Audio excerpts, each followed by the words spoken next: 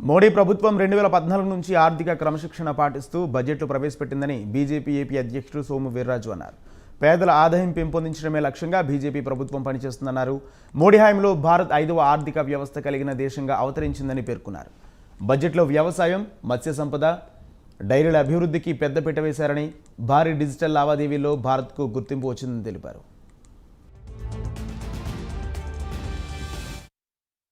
ఆర్థిక క్రమశిక్షణ అనేది చాలా ప్రధానమైనటువంటి అంశం. వారు వచ్చిన తర్వాత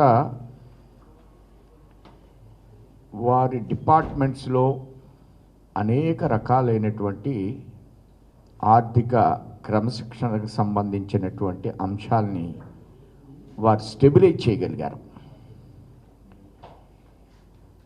ఇది సాధారణంగా బడ్జెట్ అంటే కేటాయింపులు వీటి మీద ఎక్కువగా ఆధారపడి ఉంటాయి. కానీ పోటీ నుంచి ప్రారంభమైంది విధానపరమైనటువంటి నిర్ణయాలు తీసుకున్నారు.